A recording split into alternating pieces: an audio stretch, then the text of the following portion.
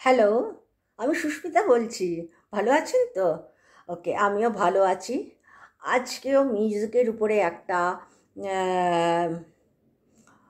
Topic রাখছি। সেটা হলো দুটো রাগ পাশাপাশি আমরা কিভাবে গাইবো এবং তার সাদৃশ্য বৈসাদৃশ্য বা মিল বা অমিল সেগুলোকে মাথায় রেখে আমাদের রাগ পরিবেশন করতে হয় কিভাবে। সেই হিসেবে আমি এই রাগ দুটো সম্পর্কে আপনাদের সামনে একটু আলোচনা করে আপনাদের সঙ্গে শেয়ার করছি। এবং সেই রাগ হলো বিলাবল, আলাহিয়া বিলাবল। এবং বিলাবল কিন্তু একটা ঠাট। বিলাবল নিজে একটা ঠাট এবং এটার বাদী ধা, সমবাদী গা, জাতি সম্পূর্ণ সম্পূর্ণ সম্পূর্ণ সম্পূর্ণ মানে আরোহীতেও 7টা পর্দা, অবরোহীতেও 7খানা পর্দা লাগছে, কিন্তু এর গতিটা কিন্তু বক্র, সিধে গতি না কিন্তু। আর সময় হচ্ছে দিনের প্রথম প্রহর। দিনের প্রথম প্রহর হচ্ছে। আর সব শর্ত বলেই দিলাম আপনাদের, শুদ্ধ স্বর। এর আরোহী হলো সা, রে, গা, মাপা, ধা, নিসা, সব শুদ্ধ কিন্তু। রাগ বিলাবল। অবরোহী হলো সা, নি, ধা, পা, মা, গা, রে, সা। তাহলে আবার রিপিট করছি, আরোহীটা সা, রে, গা, মাপা, ধা, নিসা।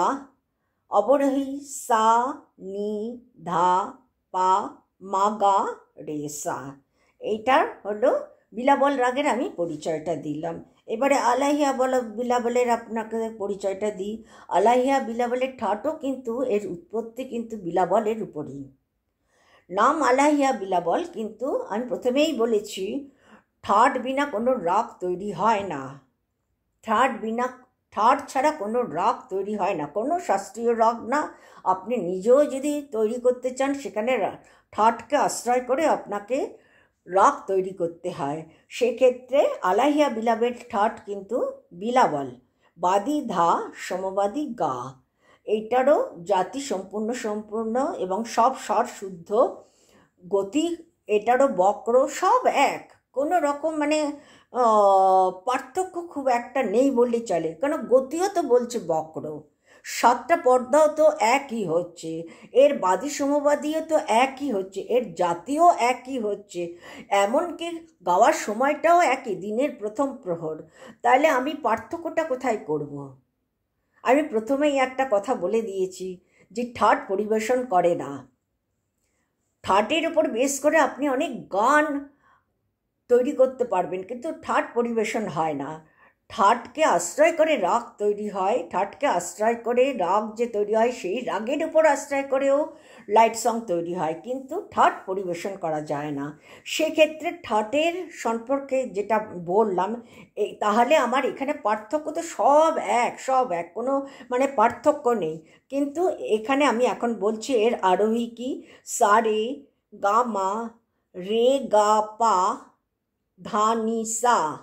আবার বলছি আরোহী সা, রে, গা, মা, রে, গা, পা, ধা, নি, সা।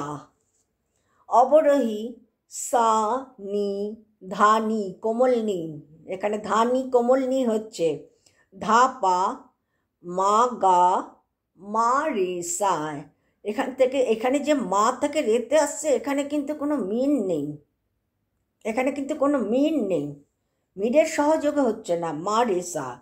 এবারে আপনাদের কাছে পকরটা বলি, গা, রে, গা, পা, ধা, নি, সা।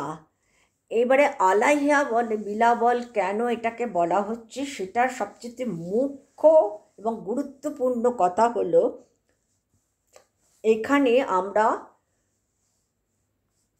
বিবাদী স্বর হিসেবে কোমল নিকে ব্যবহার করে থাকি। হ্যাঁ, কোমল নিকে বিবাদী স্বর হিসেবে কখন ব্যবহার করে থাকি? আরোহীতে কি ব্যবহার করা যাবে? যাবে না। তাহলে আমি কখন ব্যবহার করছি?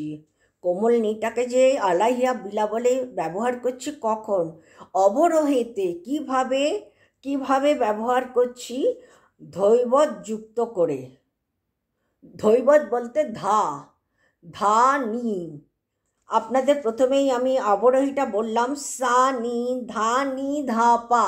তাহলে ধা, নি হচ্ছে অবরোহীতে ধা, নি, ধা, নি ভাবে। হ্যাঁ, ধৈবত সহযোগে কোমলনীকে ব্যবহার করা হচ্ছে। বক্র, এটা কিন্তু বক্র।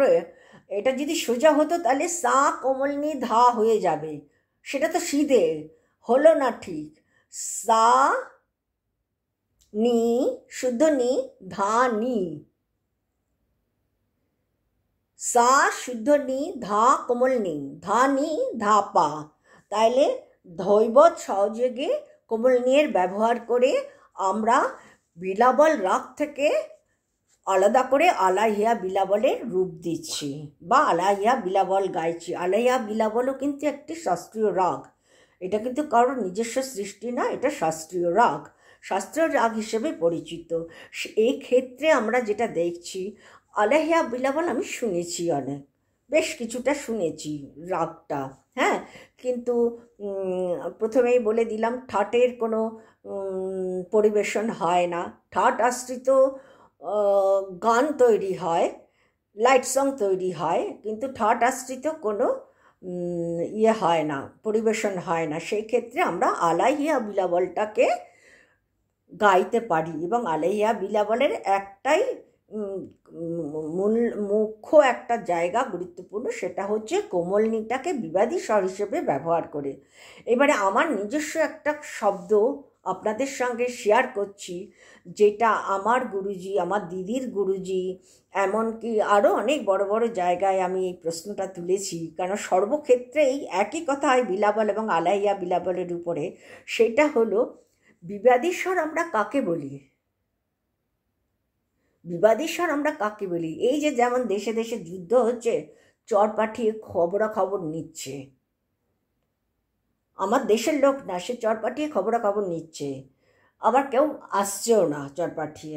তা বিবাদী স্বরটা কিন্তু আমার রাগাশ্রিত কোনো নোট বা পর্দা না, কোনো স্বর না। মানে বিবাদী স্বরটা কিন্তু আমার রাগের আশ্রিত স্বর না। কোমলনীটা কিন্তু আমার আলাহিয়া বিলাবলের স্বর না, মানে বা বিলাবলের স্বর না, কোমল নি, শুদ্ধ না, কোমল নিকে বলছি। সেক্ষেত্রে আমি কি করে আমি বিবাদী স্বর হিসেবে কোমলনীকে ব্যবহার করে আমি রাগ আলাদা করে আমি এটাকে ব্যবহার করতে পারি? এখানে আমার একটা প্রশ্ন, কিন্তু এই প্রশ্নের তো কেউ উত্তর দিতে পারবে না, আমিও দিতে পারবো না, এর কোনো যুক্তি নেই।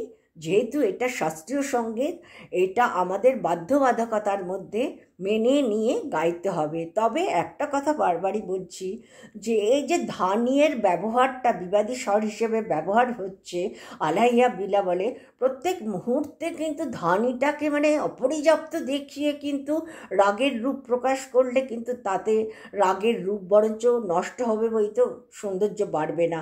এমনভাবে কুশলতার সঙ্গে ধা কোমলনীকে ব্যবহার করা হবে বা করে গুণীজনরা, মানে সঙ্গীত, বড় বড় সঙ্গীত শিল্পীরা এত সুন্দরভাবে ব্যবহার করেন যে অতুলনীয়, সেটা বলার বাইরে।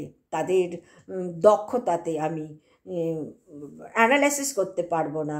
সেরকমভাবে এই আলাহিয়া বিলাবলটাকেও পরিবেশন করতে হয়।